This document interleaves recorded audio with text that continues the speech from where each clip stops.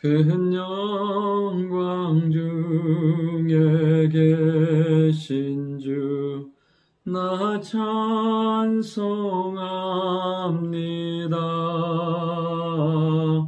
영원히 계신 주 이름 나 찬송합니다.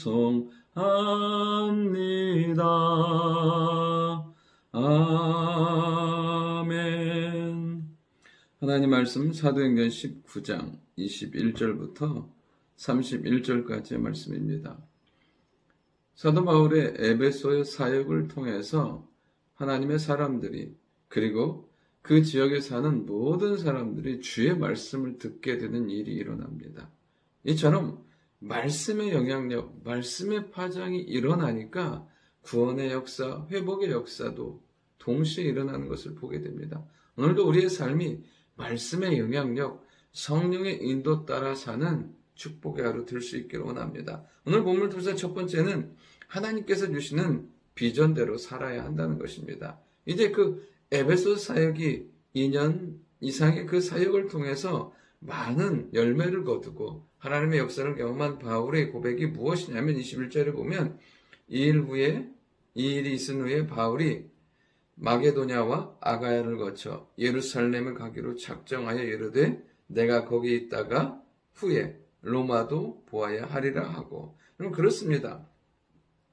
이 바울은 그 에베소의 영광스러운 부흥을 경험하고 나서 그의 마음에 또 하나님께서 주시는 복음의 비전과 사명이 있었습니다. 어디로 가게 하세요?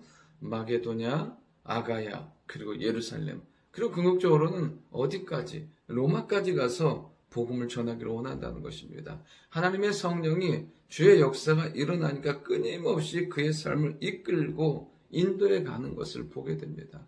우리 안에 하나님이 주시는 말씀과 성령의 충만함이 있으면 하나님은 절대로 우리를 머물게 하거나 침체되게 하지 아니하시고 날마다 새로운 역사의 현장으로 하나님의 뜻을 이루는 곳으로 우리의 삶을 인도해 가십니다. 여러분, 그 삶이 복된 삶인 거예요. 무엇인가를 이루었다고 끝나는 것이 아니라 우리는 주님 나라 갈 때까지 끊임없이 그 부르심에 합당한 자의 삶을 사는 삶, 하나님께서 우리에게 맡기신 영광의 사명을 이루는 삶을 살아야 한다는 것이에요.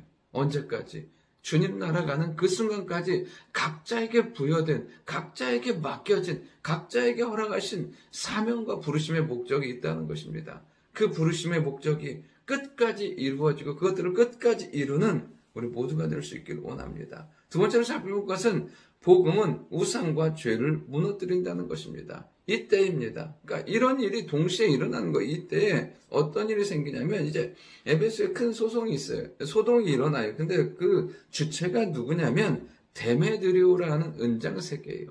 말 그대로 은으로 신상을 만들어 파는 사람이에요. 그러니까 리더격인 사람이죠. 이 사람은 어떤 사람이냐면 그 아데미의 여신의 신상을 만들어 파는데 직공과 영업하는 사람들이 있는 거예요. 그러니까 말 그대로 단순하게 뭔가를 하나 만드는 사람이 아니라 그 조직의 핵심 리더인 거예요. 그것을 통해서 많은 이익을 얻는 사람이죠. 그런데 한번 봐봐요. 얼마나 우습냐면 신상인데 만들어요. 신인데. 그리고 또 심지어 뭐냐면 영업해서 팔아요. 사실 이게 말이 됩니까? 말이 안 되는데 그들이 하나님과 복음을 모르니까 그렇게 살아가는 거예요. 인생이 그렇게 사는 거예요. 얼마나 그 신상이 많이 팔렸냐면 25절을 보면 풍족한 생활을 이룰 정도로 그들이 많은 이득을 취하는 거예요. 그 신상 팔아가지고 많은 사람들이. 그런데 이 복음으로 인해서 그곳에 사는 모든 사람들이 복음을 들었기 때문에 이제 어떻게 해요?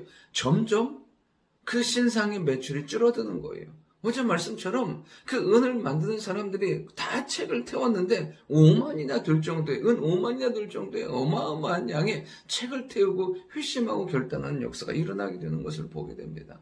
그럼 오늘도 우리가 분명히 알아야 될 것은 무엇이냐면 복음 앞에, 하나님의 말씀 앞에 무너지지 않을 것은 없다는 거예요.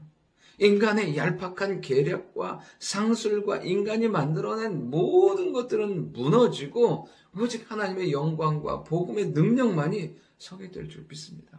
그러니까 오늘도 우리 안에 거짓된 것, 헛된 것들을 다 무너뜨리고 오직 말씀과 그리스도 위에서 우리의 믿음과 신앙과 삶을 든든히 세워갈 때 그 삶에 하나님의 은혜가, 하나님의 역사하심이 나타나게 될 줄 믿습니다. 마지막 세 번째로 뭐냐면 선동당하는 인생이 되지 말아야 한다는 거예요.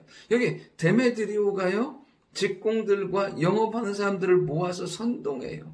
그러니까 그들이 어떻게 하냐면 28절에 보면 분노가 가득해서 외치는 거예요. 왜? 그들의 생업에 그다음에 물질적인 이익이 손해가 나게 생겼거든요. 그러면 사람들은 감정이나 아니면 이익에 의해서 민감하게 움직여요.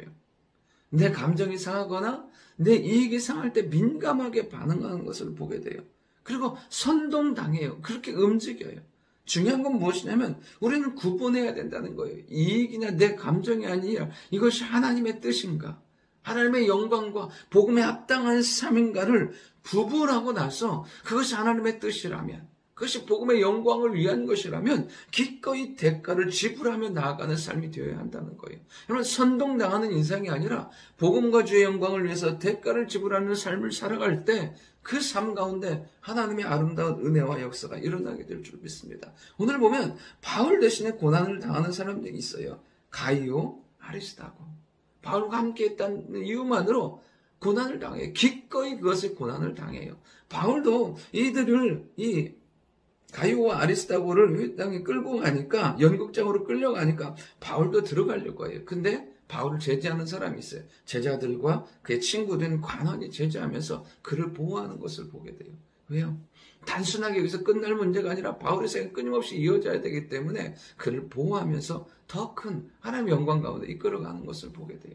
오늘도 우리가 우리의 이익과 감정에 휩쓸려 사는 삶이 아니라 하나님의 부르신 뜻, 말씀의 영광 가운데 달려가는 삶이 되기를 원하고, 그렇게 살아갈 때 하나님의 아름다운 비전이, 하나님의 사명이 성취되는 귀한 삶이 될 줄 믿습니다. 좋으신 아버지 하나님, 평생의 삶, 하나님이 주신 소망과 비전을 붙들고 달려가는 저희들 될 수 있도록 주님 인도하여 주시고, 우리 안에 헛되고 죄악된 것, 우상된 것은 다 무너지고 오직 하나님의 뜻만 이루어져가는 저희들 되도록 인도하여 주옵소서. 매일처럼 하나님의 뜻을 분별하여 살게 하시고 그 뜻이 이루어져 가도록 깨어서 기도하는 저희 모두가 되게 인도하여 주옵소서. 예수님의 이름으로 기도드립니다. 아멘.